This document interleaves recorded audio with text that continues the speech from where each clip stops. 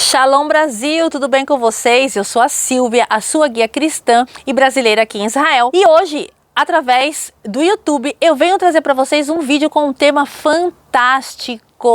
Eu venho falar sobre a Arca da Aliança e sobre um personagem muito conhecido de vocês, Obed-Edom. E eu tenho certeza que você vai saber detalhes, revelações que você nunca soube do texto bíblico e você sempre teve curiosidade de saber.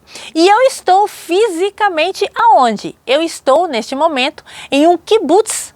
O kibbutz Yad Hashmonah. Você sabe o que é o kibbutz? Eu vou dar uma introdução pequena para você sobre o kibbutz. O kibbutz, ou os kibbutzim, eles foram muito famosos no começo do século 20 em Israel. O primeiro kibbutz a ser fundado, em 1909, o kibbutz Degania, que está lá ao redor do Mar da Galileia. E eles se fizeram muito populares em todo o território. Por quê? Era quando então os judeus estavam voltando a Israel, era o final do Império Otomano, e eles começaram a comprar estas terras e a trabalhar a terra conjuntamente. Então, kibbutz, em hebraico, nós poderíamos traduzir para o português, numa tradução livre, seria uma fazenda agrícola, onde todos trabalhavam a terra, cuja terra eles se assentavam. Então, muita coisa agrícola era produzida no kibbutz. O tempo passou, os kibbutz continuam existindo e algumas políticas dos kibbutz mudaram. Então, esse kibbutz hoje que nós estamos aqui se chama o kibbutz Yad Hashmonah. E por que ele se chama assim? Yad Hashmonah significa um memorial aos 8. E quem são esses 8? Em 1971, alguns cristãos vindos da Finlândia, eles chegaram neste local e juntamente com os judeus locais, eles fundaram esse kibbutz e deram então o nome desse kibbutz a 8 judeus que os finlandeses deram para os nazistas na Segunda Guerra Mundial. Então seria uma maneira de manter viva a memória desses 8 judeus, ok? Portanto, o kibbutz se chama assim e eles fizeram neste local réplicas, né, de eventos bíblicos. E onde eu estou? Eu estou em uma dessas réplicas que é uma sinagoga. Eu estou sentada aqui, vocês estão vendo, aí vocês estão vendo a sinagoga, lá atrás de mim tem um jardim bíblico e é um local muito bonito de você vir passear, o Yad Hashmonah, nas montanhas da Judéia. E precisamente em que local eu estou das montanhas da Judéia? Eu estou em um local muito conhecido de vocês, muito famoso, chamado Kriyat Yearim.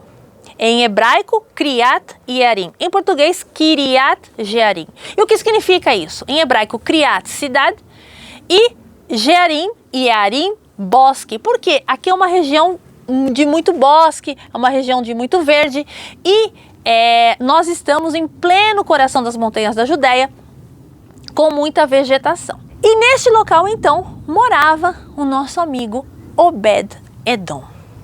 E o que aconteceu aqui? Ora, para entendermos o que aconteceu aqui, não é? Lá no texto bíblico diz que o povo de Israel, a arca foi levada pelos filisteus para a casa de Dagon e lá os filisteus sofreram e mandaram de volta para o território de Israel essa arca. Chegando no território de Israel, os israelitas olharam para dentro da arca e morreram, né? A Bíblia fala isso, que 50.070 israelitas morreram. E eles então temeram a arca. Não queriam ficar com a arca. Mandaram, pois, a arca para a casa de Abinadab, o sacerdote, em Kriyat Yearim, e aqui a arca repousou durante 20 anos. Agora veja, a arca representava a presença de Deus. E quem resolveu trazer essa arca de volta? E é aí que eu quero chegar com vocês. Nós precisamos ler lá no livro de 2 Samuel, capítulo 6. Vamos acompanhar a leitura comigo, por favor? Diz assim, o título é Davi traz a arca para Jerusalém. Eu vou ler o versículo 3. E puseram a arca de Deus em um carro novo e levaram à casa de Abinadab, que está em Gibá, e Uzá e Aio, filhos de Abinadab, guiavam o carro novo. E levando da casa de Abinadab, que está em Gibá com a arca de Deus, Aio ia diante da arca. Versículo 6. E chegando à ilha de Nacon, estendeu Uzá a mão à arca de Deus e teve mão nela, ou seja, colocou a mão nela. Porque os bois a deixavam pender, ou seja, ela balançava. Então a ira do Senhor se acendeu contra Uzá e Deus o feriu ali por esta imprudência e morreu ali junto à arca de Deus. E Davi se contristou porque o Senhor abrira rotura em Uzá e chamou aquele local Pérez Uzá até o dia de hoje. Versículo 9, olha que interessante. E temeu Davi ao Senhor naquele dia e disse: como virá a mim a arca do Senhor? Como virá a minha arca do Senhor? Versículo 10. E não quis Davi retirar para si a arca do Senhor para a cidade de Davi, mas Davi a fez levar à casa de Obed-edom, o gitita. Então veja, a arca representava a presença de Deus. E Davi, quando foi informado disso, disse: e agora? Não quero a arca para mim. Enviou para Obed-edom. Vamos entender quem era a figura de Obed-edom. Em hebraico, Oved-edom, que significa o trabalhador vermelho. Edom, né? Aqui a Bíblia fala que era gitita. Pode ser que ele vinha da região de Edom, da Idumeia, que ele tivesse uma pele mais avermelhada, tá? Mas Oved é trabalhador. Era um trabalhador comum, era uma pessoa comum. Esse é o significado. Ele era uma pessoa comum. E aí, o que acontece? Davi mandou para a casa dele, que não era sacerdote, que não tinha cargo religioso, nada. E aí, Davi manda perguntar o que acontece. Vamos ver. E ficou a arca do Senhor em casa de Obed-edom, o gitita, 3 meses, e abençoou o Senhor a Obed-edom e a toda a sua casa.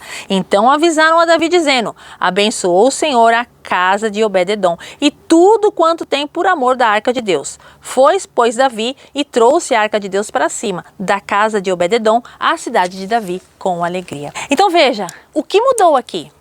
Davi, que estava tão temeroso de receber a arca, agora ele não está mais. Agora ele quer trazer a arca. Porque ele entendeu o seguinte, ele falou: opa, Obed-edom não era ninguém que tinha responsabilidade, porque vocês precisam lembrar o seguinte, que nesse momento nós estamos falando da saída da arca, nós estamos falando que o tabernáculo ficou lá em Siló, nós estamos falando já de uma época ritualística, onde Deus já tinha dado ao povo de Israel várias instruções, várias regras, para que eles pudessem cumprir. As coisas não eram mais de qualquer maneira. Vocês se lembram disso, verdade? Então, por exemplo, existia o santo dos santos, o santo, o átrio, existia uma série de rituais, quem poderia trabalhar, existia já a consagração da tribo dos levitas, enfim, já não era mais de qualquer maneira as coisas. Então esse ritual precisava ser seguido. Então por isso que eu digo, Obed-edom não estava dentro dessa linhagem. Ele era uma pessoa simples. Mas a Bíblia fala que Deus o abençoou. Então Davi entendeu, opa, se Deus abençoou Obed-edom, o problema não é a arca. O problema não é Deus, o problema somos nós. Estamos fazendo algo errado. E o que nós estamos fazendo de errado? E como que essa arca então chegou agora em Jerusalém? Vamos ver aí no próximo versículo, que é o versículo chave, que é justamente a revelação que eu quero trazer para vocês. Não apenas do texto, mas que você vai aplicar na sua vida. A partir de hoje você vai entender muitas coisas de uma maneira diferente. Me segue aí, olha só. E diz assim: e sucedeu que quando os que levavam a arca do Senhor tinham dado 6 passos, sacrificava bois e carneiros cevados. E Davi saltava com todas as suas forças diante do Senhor, e estava Davi cingido de um éfode de linho. Assim subindo, levavam Davi e todo Israel a arca do Senhor com júbilo e ao som de trombetas. Olha que mudança enorme. E sabe por quê? Porque Davi entendeu. Davi teve uma revelação de Deus e ele entendeu que estava errado. Primeiramente, a arca não poderia ser carregada no lombo de bois.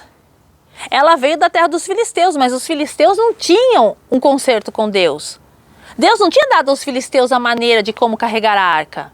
Na realidade, eles tinham roubado a arca, certo? Mas o povo de Israel tinha regras. Como é que vai colocar a arca no lombo dos bois? Não!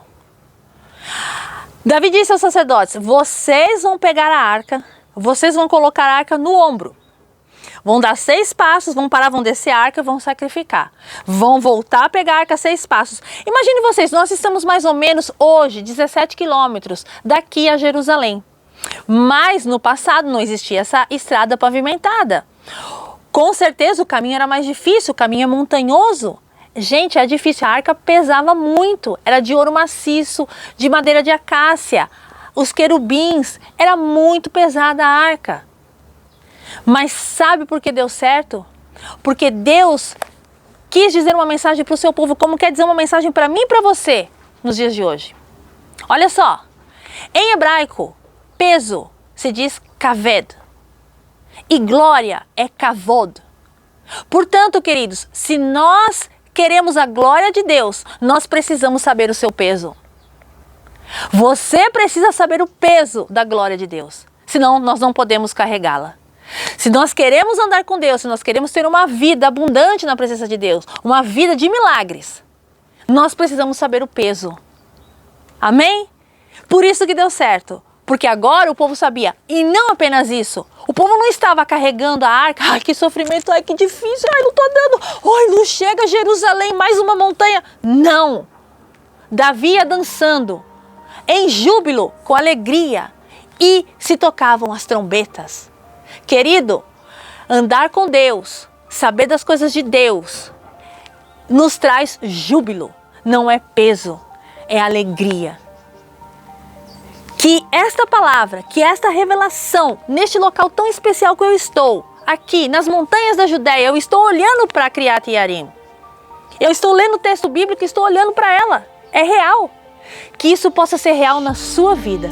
E que o Senhor te abençoe grandemente desde Israel neste dia. Shalom! E se você gostou deste vídeo, se esse vídeo trouxe para você um entendimento, compartilhe, deixe seu comentário. Porque sem você, nós não somos ninguém. Obrigada, Brasil, e até a próxima!